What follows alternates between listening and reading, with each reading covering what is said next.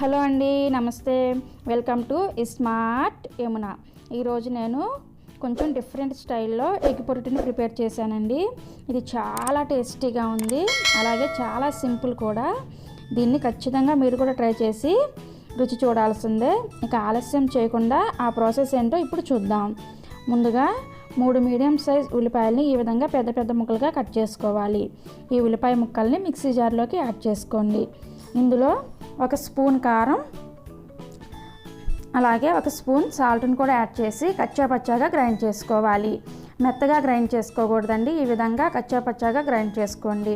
ఇప్పుడు ఒక గిన్నె తీసుకొని ఇందులోకి ఎగ్స్ని కట్టుకొని బీట్ చేసుకోవాలి.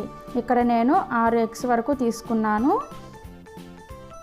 6 ఎగ్స్ని కూడా ఈ విధంగా పగలగొట్టుకొని వీటిని ఎగ్ వైటు అలాగే ఎల్లో కలిసేటట్లుగా బాగా బీట్ చేసుకోవాలి.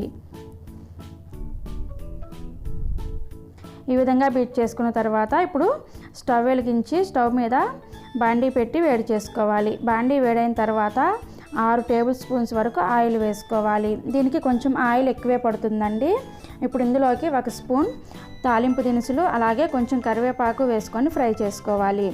ఇప్పుడు ఇందులోకి 1/2 టీ స్పూన్ పసుపు వేసుకొని కొంచెం ఫ్రై అయిన తర్వాత మనం మిక్సీ పట్టుకున్న ఉల్లిపాయ పేస్ట్ని కూడా వేసి పచ్చివాసన పోయే వరకు, పైకి ఆయిల్ తేలే వరకు మనం దీన్ని ఫ్రై చేసుకోవాలి. ఇది బాగా మంచి స్మెల్ వస్తున్నప్పుడు ఇందులోకి మనం బీట్ చేసుకున్నటువంటి ఎగ్ మిశ్రమాన్ని కూడా వేసుకొని మిక్స్ చేసుకోవాలి. చాలా త్వరగా అయిపోతుందండి ఇది, అలాగే టేస్ట్ మాత్రం చాలా బాగుంది. ఒక్కసారి ట్రై చేయండి, మీరు ఈ రెసిపీకి ఫిదా అయిపోతారు. చూడండి, ఈ విధంగా కలుపుకోవాలి. ఎంత త్వరగా అయిపోతుందో మన రెసిపీ, అలాగే టేస్ట్ మాత్రం చాలా బాగుంది. ఇప్పుడు ఈ విధంగా కొంచెం డ్రై అయిన తర్వాత ఇందులోకి కొంచెం ధనియాల పొడిని యాడ్ చేసుకోవాలి.